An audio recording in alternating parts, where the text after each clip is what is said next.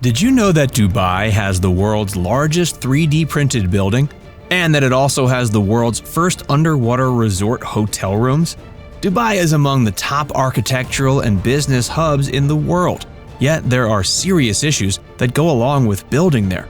Take the wrong steps and disrespect local culture and traditions, and your project might be forced to stop. And if you aren't following Dubai's strict guidelines on promoting sustainability, there's going to be a serious problem. Let's take a closer look at the ethics of architecture in Dubai. Not that long ago, Dubai was a fishing village, populated mostly by Bedouins. Yet in the past few decades, it has managed to achieve remarkable growth. First, it had a boom in the late 60s and early 70s because of oil discovered off its coast.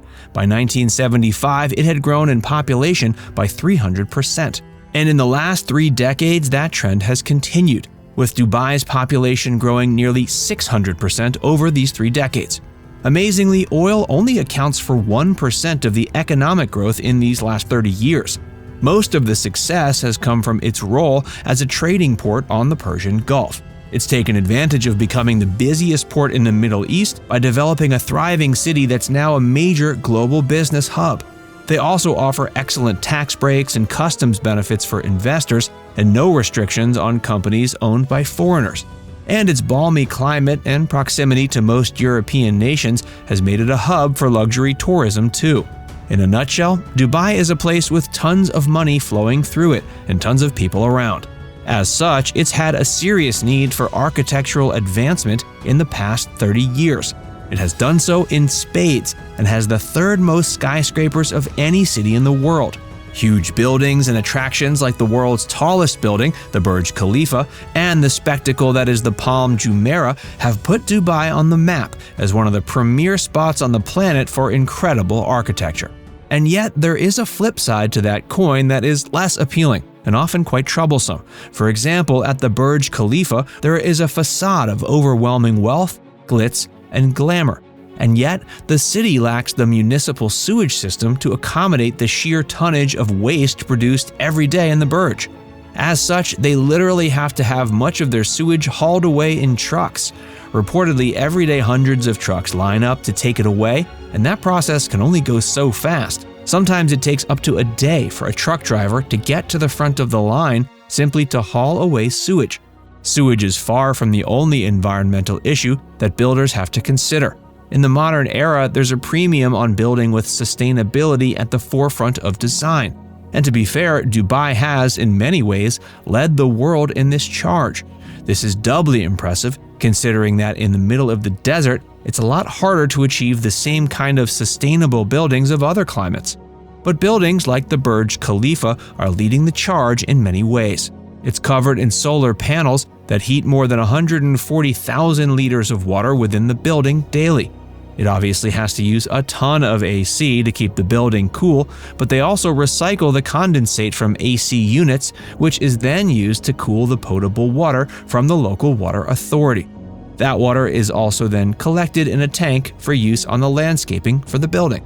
Dubai has a green building certification process, which requires new buildings to meet certain sustainability criteria. The certification promotes using sustainable materials like bamboo, locally sourced wood, and even recycled glass for construction. It's not just the buildings themselves either. Dubai has multiple green spaces around the city, including parks and gardens, to promote biodiversity. Plus, they help mitigate the effects of being an urban heat island, aka a city that's a lot warmer than its surrounding areas. And these green spaces also help improve air quality and are a place for recreation for residents and visitors. Lighting systems are a focus as well, as LED lights and energy-efficient systems are becoming increasingly common. These systems reduce the carbon footprint of the structures by lasting a lot longer and using less energy.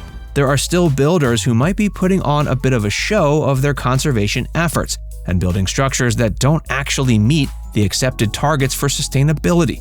For example, there have been some buildings in the region that have fake ventilation towers. Apparently, this is strictly to show a cultural connection to the region, since buildings have long used ventilation towers to keep the interiors cooler. The cultural elements of building in Dubai are another potential ethical challenge. Architects and builders have to figure out how much to respect and honor the cultural heritage of the region and the country with their new constructions. It's a Muslim city filled with Islamic architecture. Lots of non-mosque buildings still have things like minarets, domes, and more. So if you're looking to build something with a more secular vision, you might run into issues. And even if you're not focusing on Islamic elements, you have to decide whether or not to include traditional architecture styles that include things like courtyards, shaded areas, and wind towers. There's also social pressure to make Dubai look like a rich and successful place. So many new builders are pressured to make them golden, with marble floors, etc. It's a tough ethical component when you consider the poverty that most of the people actually building the towers live in. At the same time, there are buildings that have tried to play up their quote-unquote connection to local culture to get more tourism dollars. For example, the Atlantis Hotel is a huge tourist attraction and is full of obvious and potentially over-the-top symbols of Arabic architecture. As such, it's attractive to travelers, especially ones from the Middle East, who assume it's the hotel most in touch with the local culture and traditions of building. But perhaps the biggest ethical dilemma has to do with the workforce in the area. It's estimated there are roughly 30 million migrant workers in the Arab Gulf states, and reportedly 10,000 of them die every year, often during the construction of large buildings. There are many reported cases of the use of slave labor and other awful practices. In Dubai, there are constant reports of poor working conditions, bad pay, and lack of safety regulations. So any new builder will have to deal with all of those elements and the extent to which they're willing to either look the other way or fight for more safety and pay more for it. Despite these ethical challenges, you can't argue with the results of the past few decades. Dubai has become a center of modern architecture when it comes to sustainability and has some buildings, like the lattice-domed Parliament Building, the Sustainable City, Pacific Control's headquarters building, and Sheikh Khalifa Medical City, that are among the most sustainable in the world. They also have had incredible results when it comes to architectural design and technology. For example, they claim to have the world's third ever and largest 3D printed building. And at the Palm Jumeirah, you can stay in rooms that are fully submerged underwater. Okay, I'm gonna go design a building that has wind towers, solar panels, and can fly. See if you can beat that, Dubai. Have any thoughts on building in Dubai? Pop them in the comments section.